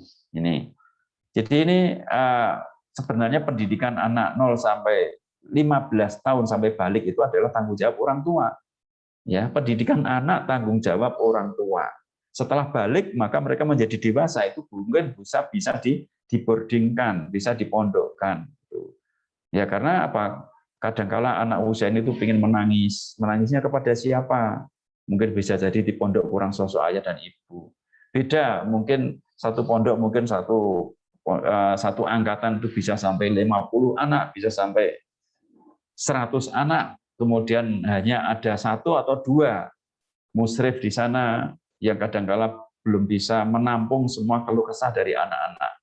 Ini akan melukai fitrah anak ya apabila mereka pada usia di bawah usia balik ini mereka diboardingkan atau dipondokkan kecuali memang ada udzur. Kemudian sering sekali kita juga menggunakan metode untuk orang dewasa dalam mendidik anak. Contoh misal ada sebuah kisah bahwa para sahabat dulu itu ketika mereka belajar itu mereka diam sekali sampai seandainya ada burung hingga di kepala para sahabat saja tenang karena betapa tenangnya para sahabat ketika menuntut ilmu. Itu untuk orang dewasa. Coba kalau kita terapkan di anak TK atau PAUD, ya suruh tenang seperti itu, mereka semua stres, ketakutan, ya dipaksa seperti itu belum bisa karena usia ini sudah sedang puncak-puncaknya aktivitas mereka, sedang puncak-puncaknya gerak. Maka anak kecil itu sukanya berlari karena memang inginnya aktif, ya mereka nggak bisa diam. Ini jadi metode orang dewasa itu namanya andragogi belum tentu cocok untuk pedagogi atau untuk pendidikan untuk anak-anak. Kita harus bisa membedakan mana ini untuk orang dewasa dan mana untuk anak-anak. Jangan dibulak-balik. Kemudian ada juga orang tua yang terlalu berkonsentrasi pada perbaikan kekurangan anak. Seharusnya konsentrasi pada kelebihan anak, sehingga kekurangannya itu akan tertutupi.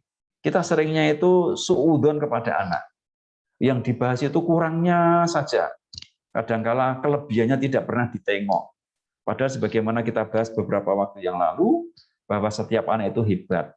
Ya. Setiap anak yang memiliki kekurangan pasti memiliki kelebihan. Dan semua manusia pasti memiliki kelebihan dan kekurangan. Itu yang harus kita lihat adalah konsentrasi pada kelebihan anak. Kita kuatkan potensi ini, ya kita tumbuhkan potensi kekuatan anak itu, insya Allah nanti kekurangannya akan tertutupi. Contoh misal kita sedang di ruangan, terus kemudian lampu mati, gelap. Kita tidak pernah terus membahas gelap. Oh, definisi gelap, jenis-jenis gelap, ya unsur-unsur gelap, tidak kita bahas. Yang kita bahas hanya satu, bagaimana keluar cahaya. Maka yang kita bahas adalah lampu. Nah, begitu cahaya keluar, maka gelap pun dengan sendirinya akan hilang. Maka apabila kita menghadapi anak kita yang bermasalah, temukan potensinya. Kita kuatkan potensinya. Setelah potensi itu tumbuh, maka insya Allah kekurangan anak akan tertutupi. Ya. Terus kemudian pertanyaan ya yang terakhir, bagaimana jika usia anak sudah lewat 7 tahun tapi mahabbah belum tumbuh? Ini, anak saya sudah 10 tahun tapi mereka masih susah sholat.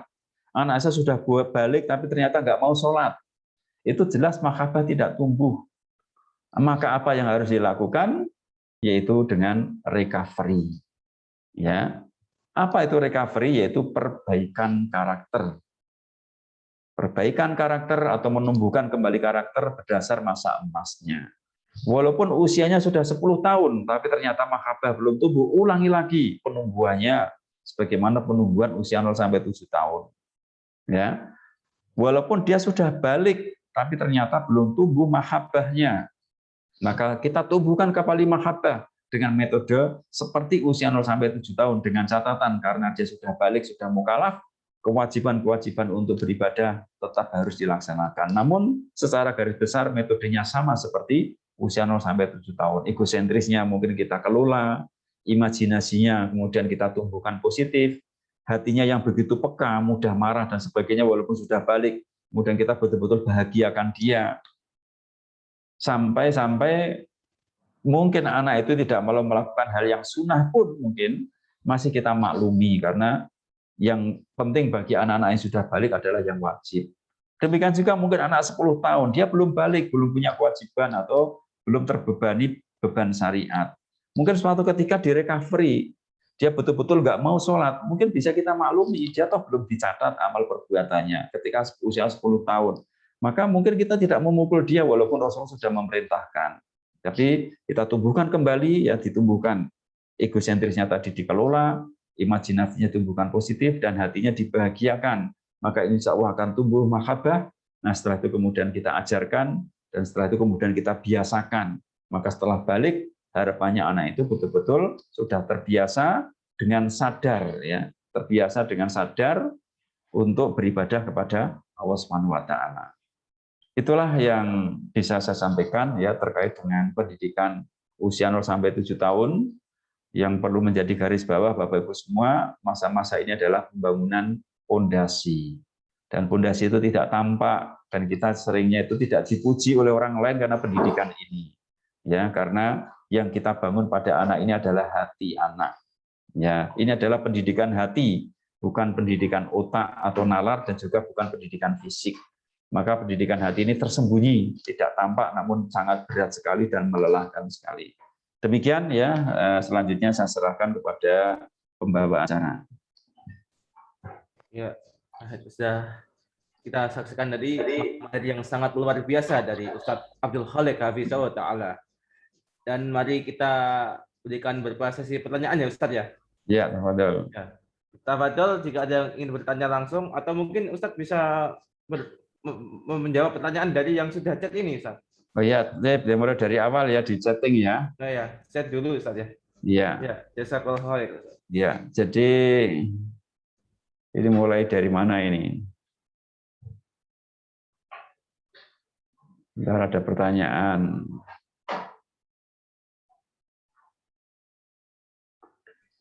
Nah, ini ada pertanyaan dari Bunda Lufi Julianti ya. Pertanyaannya yang pertama, ya bagaimana menghadapi anak yang sedang egosentris. Kemudian yang kedua, umur berapa anak bisa diajari menulis dan membaca. Yang ketiga, apa saja indikasi anak telah terluka fitrahnya. Pertanyaan yang pertama, bagaimana menghadapi anak yang egosentris. Ada kaidah-kaidah ketika menghadapi egosentris. Contohnya adalah tadi Rasulullah. Yaitu yang pertama, ketika menghadapi anak egosentris itu fasilitasi apa yang diinginkan dan dilakukan anak, ya, selama satu tidak membahayakan dirinya dan orang lain. Ini. Yang kedua, tidak melanggar norma masyarakat sehingga anak kita tidak dicap anak bandel. Ini yang ketiga adalah aman bagi dompet kita. Jadi jangan sampai kemudian karena menuruti egosentris anak, ekonomi kita jadi goyah, ekonomi keluarga. Jadi ada intinya bahwa turuti apa yang anak inginkan, ya, karena itu akan bisa menuntaskan egosentris dia, ya selama aman ya bagi dia, ya. Kemudian berikutnya adalah aman tidak melanggar norma yang ada di masyarakat. Melanggar norma agama saja masih boleh anak usia ini, misal nggak mau sholat, ya nggak masalah. Ya dia juga belum waktunya diperintah sholat kan. Kemudian yang ketiga adalah terkait dengan mungkin ekonomi kita. Ya, kalau mungkin anak mintanya mainan yang mahal-mahal, kita nggak punya uang, mungkin bisa kita alihkan. Ya, walaupun mungkin anak menangis, tapi apalagi masa kita harus hutang dan sebagainya, itu kan justru malah membahayakan ekonomi kita. Intinya di situ ya untuk menuntaskan egosentris. Kalau selama tiga ini itu aman, ya maka insya Allah anak akan bisa melakukan dengan nyaman. Kemudian yang kedua, umur berapa anak bisa diajari menulis dan membaca? Ini tidak ada batasan usia, ya. Berapapun diajari, yang penting itu tadi sesuai dengan kondisi usianya. Anak nggak masalah diajari 3 tahun selama tidak terluka fitrahnya. Dia nyaman dan senang di situ dan tidak ada paksaan. Ini ya. Walaupun mungkin anak bisa membaca pada usia itu nggak masalah. Intinya di situ. Cuma tidak semua anak demikian. Ada anak yang betul-betul tidak suka dengan menulis dan membaca, senangnya bermain dan seterusnya, bahkan sampai mungkin SD kelas 1 aja belum lancar membaca dan menulisnya, itu nggak masalah. Jadi ini untuk batasan-batasannya itu masing-masing anak berbeda-beda sesuai dengan kondisi masing-masing. Dan ini yang paling tahu adalah kedua orang tuanya. Jadi tidak ada batasan waktu. Kemudian pertanyaan yang ketiga, apa saja indikasi anak yang telah terluka fitrahnya? Antara lain ya, anak usia 0 sampai 7 tahun itu seharusnya anak itu ceria. Ya, bahkan mungkin tidak punya malu. PD-nya luar biasa karena puncaknya egosentris, merasa dirinya paling hebat. Tapi kalau ada anak seperti ini kemudian minder, ya, mudah tersinggung, ya. Kemudian apalagi mungkin merasa ketakutan, ya. Ketika ketemu teman-temannya mungkin hanya diam saja. Kecuali memang bakatnya adalah pemalu. Itu memang ada anak yang bakatnya pemalu. Dia mungkin tidak terluka fitrahnya karena bakatnya pemalu, sehingga dia pendiam, itu beda lagi. Tapi antara lain penyebab lukanya fitrah ini pada diri anak adalah tekanan. paksaan, ya, akibat dari egosentris nggak tuntas, muncul imaji negatif, dan sensitif hatinya itu terluka. Ini. Jadi apa namanya, indikasinya adalah tidak munculnya egosentris anak. Rasa PD-nya itu tidak muncul, itu pertanda lukanya fitrah pada diri anak. Yang seharusnya mungkin mereka senang belajar, tapi ternyata nggak mau. Ketika mendengar adzan mereka harusnya berbinar-binar, tapi ternyata bersedih karena ada persepsi negatif. Ya, ketika diajak sholat susah, ya. Kemudian ketika kita bercerita tentang kebesaran Allah dia nggak suka, itu kan indikator terluka fitrah. Karena fitrah anak sejak lahir itu adalah mencintai Allah. Harusnya anak diceritai tentang kebesaran Allah, dia suka. Anak sejak lahir itu beriman kepada Allah sehingga senang ibadah. Ketika diajak sholat, ya, ketika diajak sholat, maka anak itu seharusnya senang berbinar-binar. Tapi ternyata nggak mau, berarti bisa jadi luka fitrahnya. Ini jadi fitrah itu adalah kecondongan kepada Islam atau tauhid. Nah, kalau ternyata tidak condong ke sana, maka itulah lukanya. Ini. Terus kemudian pertanyaan berikutnya dari Bunda Rini, ya. Suatu kali saya pernah sangat kelepasan pada anak saya dan akhirnya memarahi dan memukulnya. Saya sangat menyesal dan masih ingat hal itu. Beberapa waktu berlalu saya pernah menanyakan pada anak saya apakah masih ingat ketika pernah saya marahi dan memukulnya. Dia bilang tidak ingat. Apakah ini berarti memang dia tidak ingat dan memaafkan, atau apakah ini sebenarnya akan tersimpan dalam waktu lama? Bagaimana mengetahuinya jika suatu hal yang terjadi tersimpan dalam alam bawah sadarnya? Jadi memang walaupun anak tidak ingat, ya, mengingat itu adalah alam sadar. Ya. Nah, kemudian kadangkala ini muncul ketika dia dewasa. Maka ketika dewasa itu kadangkala orang itu diperintahkan untuk muhasabah. Kenapa saya ketika dewasa itu pemarah? Kemudian untuk muhasabah, mengingat masa lalu, ya. Oh, ternyata dulu saya itu pernah dimarahi bapak saya dan waktu itu hati saya sakit. Nah, disitulah kemudian diperintahkan untuk memaafkan. Tentu saja dengan cara-cara yang dibenarkan oleh syariat. Ada juga yang metode itu dengan metode refleksi sampai dengan menggunakan metode-metode sampai lupa, ya, istilahnya dengan mengosongkan pikiran, itu tidak dibenarkan dalam Islam. Ya, dalam Islam itu yang dianjurkan dalam muhasabah. Jadi bisa jadi walaupun anak tidak ingat, itu masih tersimpan di pikiran bawah sadarnya. Kita lihat ekspresi dia, ya, apakah dia mudah tersinggung, apakah dia termasuk pemarah ketika sudah besar, ya, apakah dia merasa menang-menang sendiri. Itu indikator-indikator bahwa di pikiran bawah sadar dia itu ada luka, ya, yaitu akibat mungkin pukulan ketika kecil. Maka yang harus kita lakukan antara lain kita minta maaf, ya, kita minta maaf. Ini, ya, minta maaf kepada anak walaupun mungkin anak nggak ingat. Nah, ini ibu minta maaf, ya. Dulu mungkin pernah memukul kamu, tapi ibu nggak sengaja karena sayang. Itu diungkapkan lebih bagus. Sehingga anak akan mengingat ketika mungkin dia sedang marah, akan teringat, oh ibu saya sudah minta maaf. Jadi alam bawah sadar ini muncul, ya, memori bawah sadar ini muncul ketika terjadi sesuatu. Ya, ketika mungkin emosional orang sedang dipancing, itu muncul memori bawah sadarnya itu. Ini yang membahayakan. Jadi bawah sadar itu terbentuk dengan 3 cara. Ya. Cara yang pertama adalah dengan pembiasaan. Termasuk kita naik sepeda motor, refleks menginjak rem ketika ada bahaya di depan, itu karena biasa. Beda dengan orang yang sedang latihan motor 1-2 hari, itu kadang bingung. Nah, itu makanya dengan pembiasaan itu tersimpan di pikiran bawah sadar. Kemudian dengan adanya sesuatu yang mengagumkan tadi.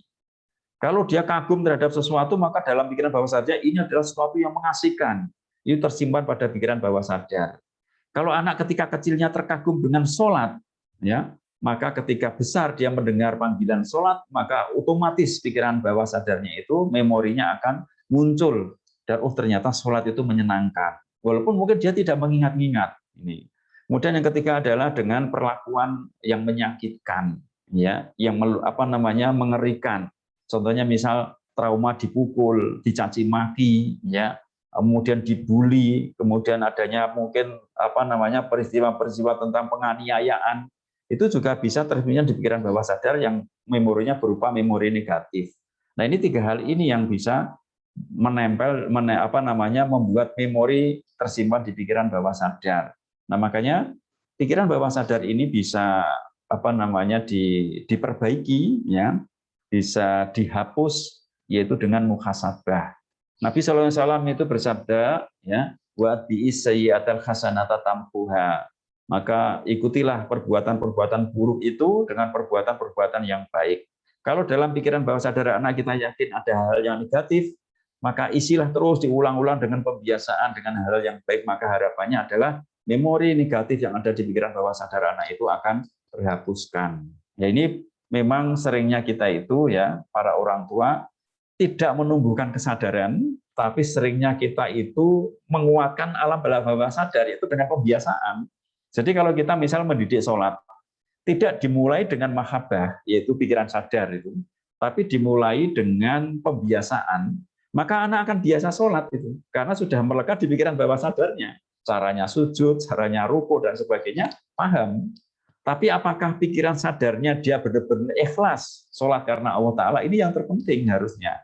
Makanya pendidikan sholat itu bukan dimulai dari pembiasaan, tapi dimulai dengan munculnya mahabbah, kecintaan kepada sholat.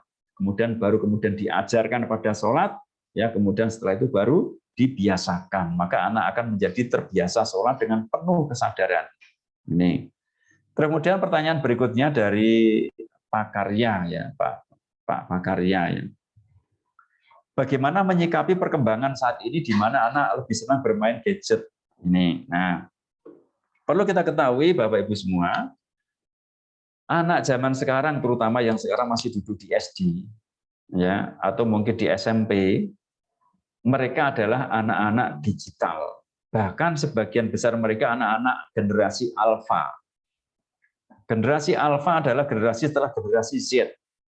Kalau generasi X itu adalah 70-an, generasi Z itu adalah generasi lahir 80-an, generasi Z itu sekitar 90 sampai 2000-an, generasi alfa itu adalah lahir 2010-an. Dan anak-anak SMP awal dan SD ini saat ini itu generasi alfa. Mereka lahir itu sudah ada gadget. Ya, sudah ada gawai. Ya, mereka lahir sudah ada internet. Dan ketika mereka TK saja sudah tidak asing dengan internet.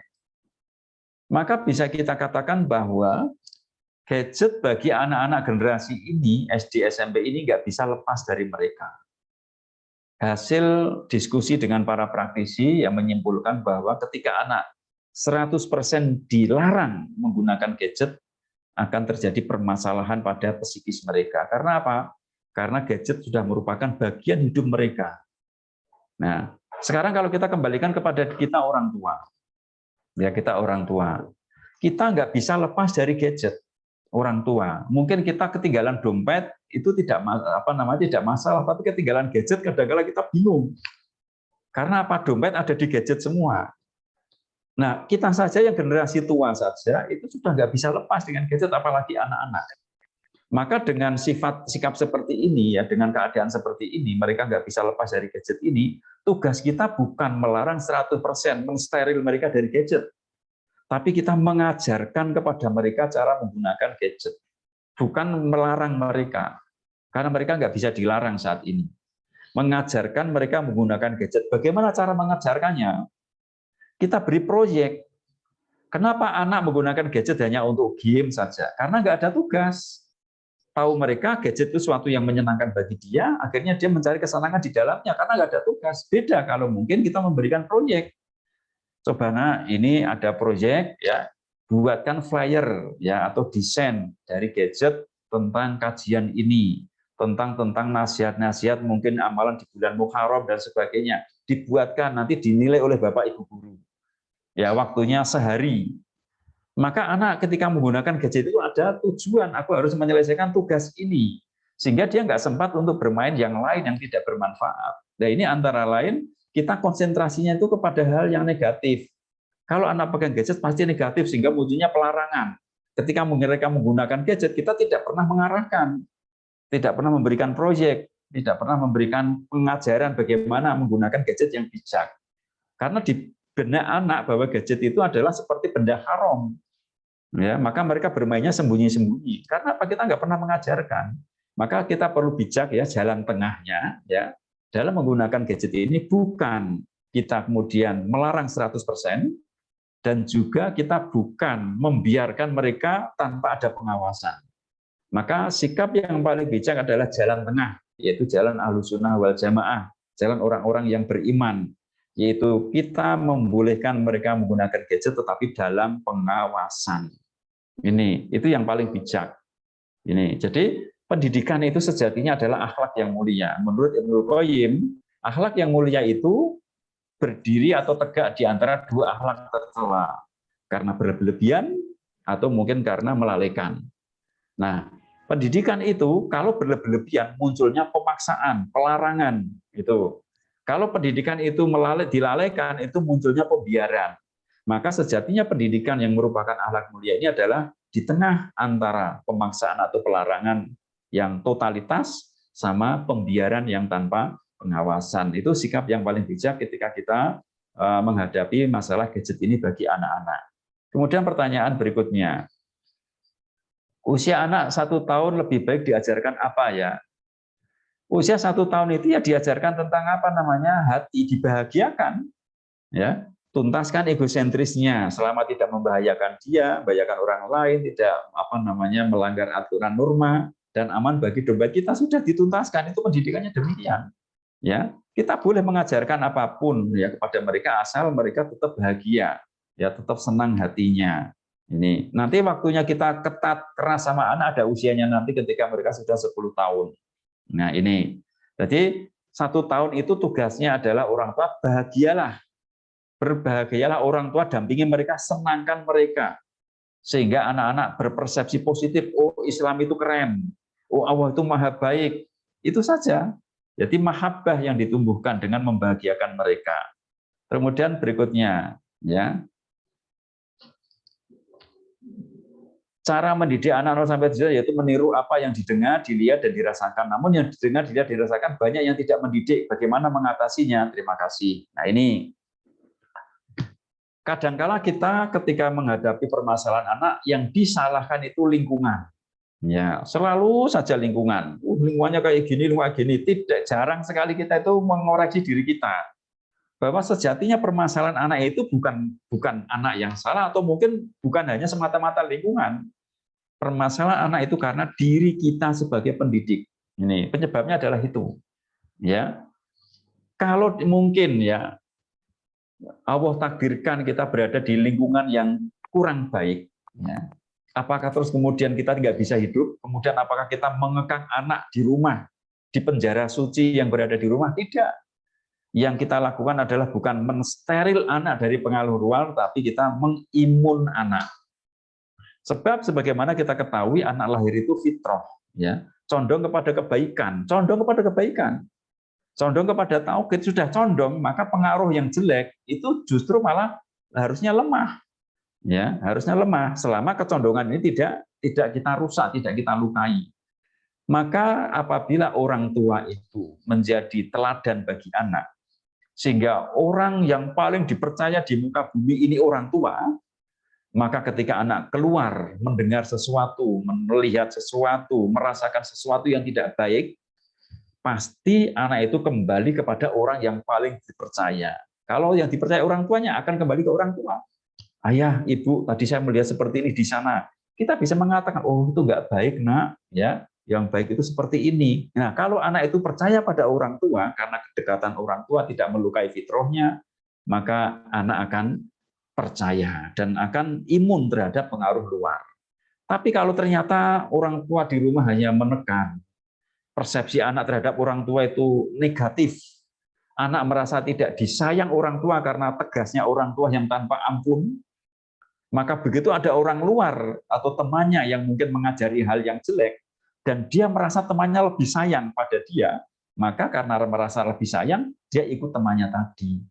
Jadi intinya yang menghadapi masalah ini agar anak tidak terpengaruh dengan faktor luar yang ditiru itu, jadikan anak kita itu merasa kita sayang.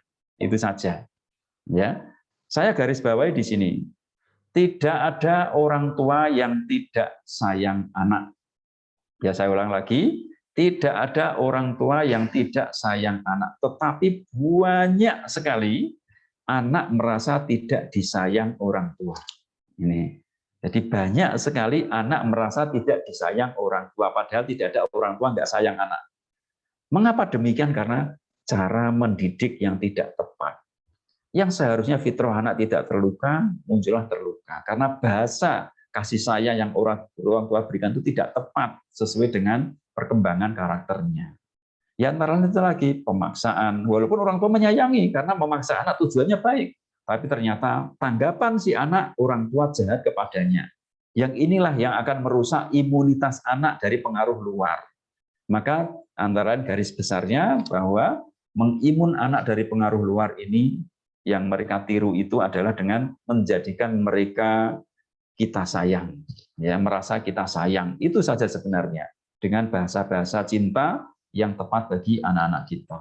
Insya Allah Ta'ala nanti beberapa waktu juga kita akan membahas bagaimana biar anak merasa disayang oleh orang tua dengan 5 bahasa cinta, insya Allah Ta'ala. Kemudian berikutnya,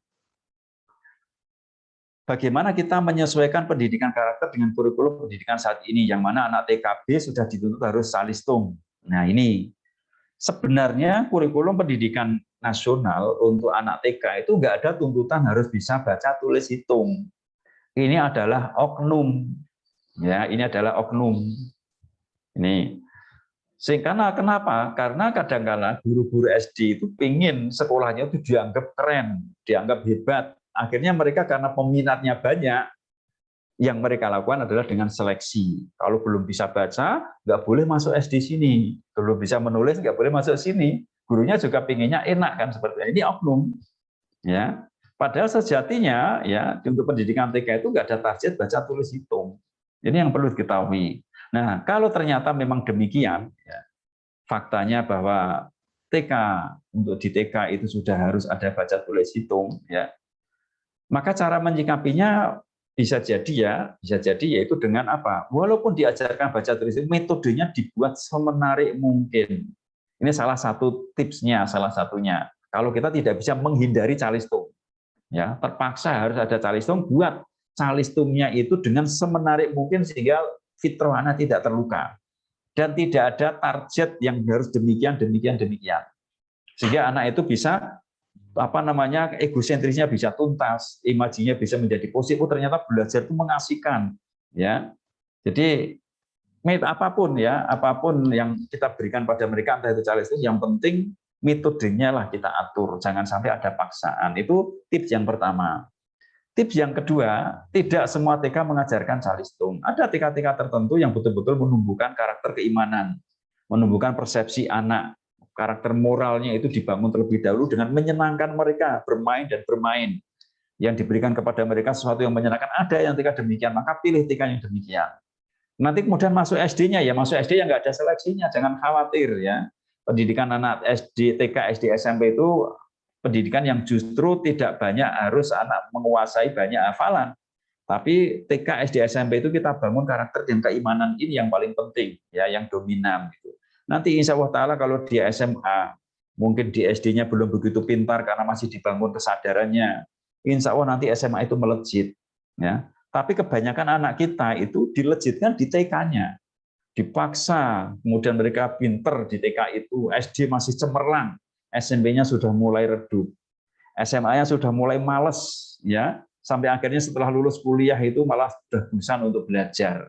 Padahal justru setelah balik anak itu wajib belajar, tapi kemudian ketika kecil yang nggak wajib belajar malah dipaksa belajar. Nah ini makanya banyak trik-trik atau tips yang bisa kita lakukan. Ya, yang pertama mungkin kita harus menerima calistung dengan cara yang menarik, atau mungkin kita menghindari dengan memilih sekolah-sekolah yang betul-betul menumbuhkan fitrah anak ini.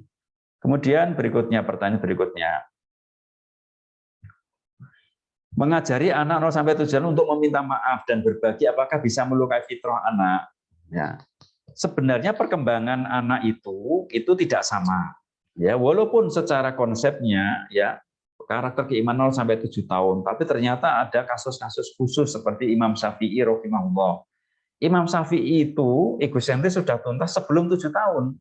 Maka sebelum 7 tahun beliau sudah ingin menghafal Quran, sehingga usia 7 tahun beliau sudah hafal 30 juz. Itu pertanda bahwa karakter perkembangan Imam Syafi'i itu lebih awal dibanding teman-temannya, dan itu tidak terjadi teman-teman Imam Syafi'i, hanya terjadi pada zaman itu pada Imam Syafi'i. Nah, ini pertanda bahwa perkembangan anak itu beda-beda. Ada yang mundur, egosentrik kadang tuntasnya 10 tahun. Itu masing-masing anak beda-beda. Nah, apakah 0 sampai 7 tahun apabila diajarkan minta maaf itu melukai fitrahnya? Makanya yang tahu orang tua. Kalau ternyata anak itu indikator-indikator egosentrisnya itu sudah tuntas, ya, sebelum 7 tahun, mungkin 5 tahun atau 6 tahun, oh ternyata anak kok sudah tuntas ya, perkembangannya maju, tidak masalah diajarkan untuk minta maaf dan berbagi. Sebab secara konsep ideal 0 sampai 7 tahun itu adalah masa-masa egosentris, bukan sosiosentris. Sosiosentris itu mulai 7 tahun, ya, mulai 7 tahun. Masing-masing anak beda-beda. Ya. Nah, maka 0 sampai 7 tahun apabila diajarkan kita maaf itu melukai fitrahnya, makanya yang tahu orang tua. Jadi apa namanya? Mengajarkan maaf dan berbagi pada usia tidak masalah. Yang penting orang tua tahu kondisinya. Kalau egosentris belum tuntas, ditunda dulu. Tapi kalau egosentris sudah tuntas, tidak mengapa. Karena egosentris habis itu adalah sosiosentris. Demikian, wa'alam bishawab. Terus kemudian berikutnya, jika anak-anak terluka fitrahnya, bagaimana solusinya untuk menyembuhkan luka fitrah itu? Yang pertama adalah dengan apa? Diulang lagi. Ya, diulang lagi, yaitu mungkin egosentrisnya itu dengan melakukan recovery namanya ya. Melalui recovery dengan apa? Dengan mengulang lagi. Itu yang pertama, empati. Yang tadinya mungkin anak itu dipaksa-paksa terus, ya, nggak mau sholat, terus dinasihati terus, nggak mempan-mempan. Gitu. Maka kembali lagi disentuh hatinya dengan menggunakan bahasa cinta. Sehingga anak merasa disayang. Jadi jadikan anak itu apabila fitrah terluka, merasa kita sayang dengan perhatian, dengan hadiah, dengan pujian, ya sebagaimana dilakukan oleh Rasulullah ini. Jadi sembuhkan luka hati ini dengan bahasa cinta. Ada 5 bahasa cinta, ya. Itu yang pertama adalah pujian atau kata-kata penyemangat, yang kedua adalah dengan hadiah, yang ketiga dengan melayani mereka, yang keempat adalah dengan membersamai mereka, ya sering mendampingi mereka, sekolahnya mungkin diantar, ditungguin ketika mau pulang, itu termasuk kebersamaan. Ya, kemudian yang kelima adalah dengan sentuhan fisik, sering-sering kita memeluk mereka, mencium mereka, nggak usah pelit-pelit, ya, keningnya kita cium, mungkin rambutnya kita usap, ya, kita peluk, ya, kadang-kadang pipinya kita cium. Nah ini antara lain bahasa-bahasa cinta yang menjadikan mereka merasa disayang, dan merasa disayang inilah yang bisa menyembuhkan luka fitrah mereka. Terus pertanyaan berikutnya, anak saya usia 3 tahun kembar, ya, 3 laki-laki semua. Saya kesulitan memenuhi tangki cinta mereka secara bersamaan. Kadang kelepasan emosi juga. Bagaimana cara memenuhi egosentris mereka bersamaan, dan bagaimana mengetahui bahwa tangki cinta mereka terpenuhi, dan bagaimana mengetahui egosentris mereka juga terpenuhi. Bagaimana sikap kita kalau mereka berantem mempertahankan ego mereka. Nah ini, Masya Allah ya, ini karunia yang sangat luar biasa, ya diberi anak kembar 3 laki-laki semua, Masya Allah ya, kita harus bunda atau ayah dari anak ini harus selalu bersyukur ya, tidak semua orang diberi nikmat seperti ini. Namun ya Allah Subhanahu wa taala juga akan menguji ya setiap manusia dengan nikmat yang diberikan ya. Nah, antara lain karena ini bersamaan ya, yang mereka semua sedang puncak-puncaknya egosentris, kadangkala orang tua itu kesulitan mengisi tangki cinta mereka ya dengan bahasa-bahasa cinta.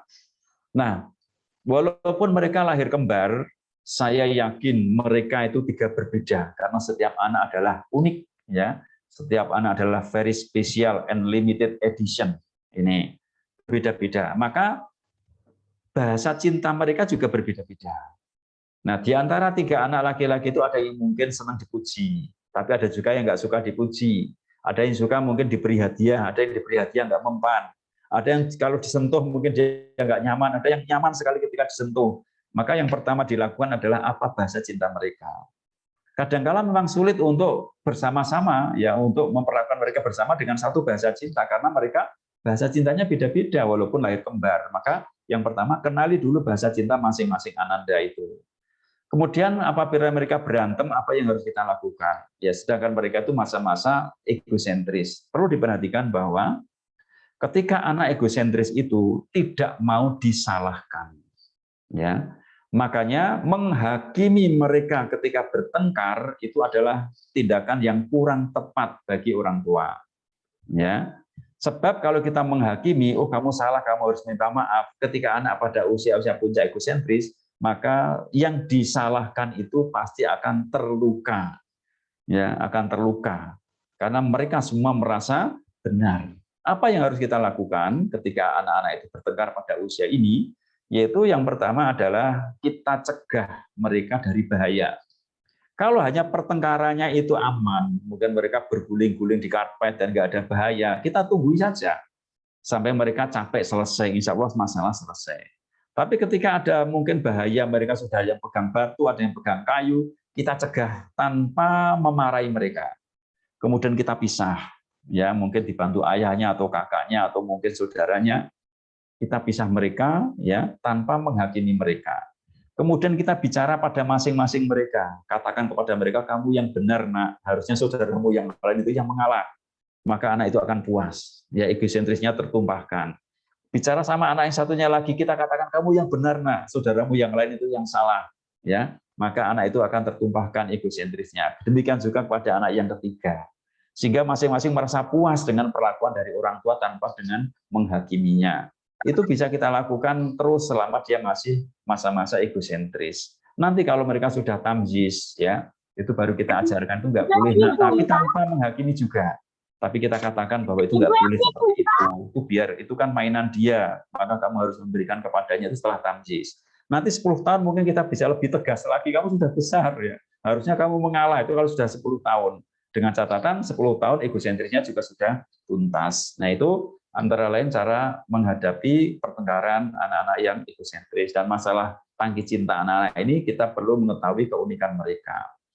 Terus kemudian berikutnya, baru pertama kali tahu kajian, tapi tapi ilmunya benar-benar baru buat saya. Seperti dapat cahaya di kegelapan, karena kemarin galau cara mendidik anak. Oh ini cuma ucapan terima kasih, Masya Allah ya. Jadi saya ucapkan wa iyak ya fajaya kallahu khairon. Ya. Kemudian berikutnya, apa ada perbedaan egosentris atau milik anak tunggal yang terbiasa dimanja? Sebenarnya anak tunggal atau anak banyak itu sama saja. Ya, kadangkala ada yang mengatakan bahwa anak tunggal itu cenderung manja, anak mama kurang mandiri, tapi itu salah. Ya. Kalau pendidikan kita benar, ya ketika usia 0 sampai 7 tahun itu betul-betul egosentris bisa tuntas, ya insya Allah dia akan mandiri kelak, ya akan mandiri kelak. Ini jadi tidak ada salah perbedaan ya antara anak tunggal maupun anak yang saudaranya mungkin belasan, itu tidak masalah. Itu yang mempengaruhi karena pola asuh orang tua saja, ya pola asuh orang tua. Kalau anaknya tunggal mungkin waktu orang tua lebih banyak kepada satu anak. Tapi kalau anaknya mungkin 11 atau 12, itu kadang waktunya kan sedikit untuk masing-masing anak. Akhirnya mereka cenderung untuk lebih mandiri. Dan seringnya kalau mungkin mereka tidak banyak disentuh oleh orang tua, itu kadang-kala ada sebagian mereka yang terluka fitrahnya. Terluka fitrahnya di sini. Jadi intinya bahwa ya dari apakah ada perbedaan egosentris untuk anak tunggal dan anak yang itu tidak ada, sama saja semuanya. Yang membedakan itu adalah perilaku atau pola asuh dari orang tuanya. Tapi mungkin itu pertanyaannya ya dari beberapa chat yang masuk ya. Apabila ada yang masih terlewat ya mohon maaf yang sebesar-besarnya dan terima kasih atas doa yang disampaikan oleh para pendengar semua di chat ini ya. Mudah-mudahan bermanfaat ya. Dan saya mohon maaf yang sebesar-besarnya apabila ada kata yang tidak berkenan, ya mungkin ada orang atau Bapak Ibu yang merasa terkejut atau tersinggung dengan kata-kata ini, atau mungkin merasa bersalah dan sebagainya. Bukan maksud saya adalah demikian, tapi saya berusaha menyampaikan sebenarnya Rasulullah dulu juga melakukan yang demikian, ya sebagaimana hadis-hadis yang sebagian tadi saya nukil, sebenarnya masih banyak lagi hadis yang bisa disampaikan ya dan yang mendukung tentang adanya pendidikan analfabet itu, namun karena terbatasan waktu sehingga saya hanya bisa menunjukkan beberapa saja. Demikian ya, wabillahi taufiq wal hidayah. Assalamualaikum warahmatullahi wabarakatuh. Waalaikumsalam warahmatullahi wabarakatuh. Ya, alhamdulillah telah selesai dari kajian yang sangat luar biasa dari Ustadz Abdul Khalik Hafizahullah Ta'ala. Kami ucapkan jazakumullah khairan kepada Ustadz Abdul Khalik yang telah, dan juga kepada para peserta kelas parenting online pendidikan karakter nabawiyah. Demikian kita tutup acara pada malam hari ini dengan membaca doa kafaratul majelis. Subhanakallahumma wa bihamdika asyhadu an la ilaha illa anta astaghfiruka wa atubu ilaik. Wallahu a'lam bishawab. Wassalamualaikum warahmatullahi wabarakatuh. Waalaikumsalam Assalamualaikum warahmatullahi wabarakatuh. Assalamualaikum warahmatullahi wabarakatuh. Warahmatullahi wabarakatuh. Ya, dan untuk pemberitahuan nanti slide PPT akan di-share di grup atau langsung bisa menghubungi admin. Ya. Nah, terima kasih.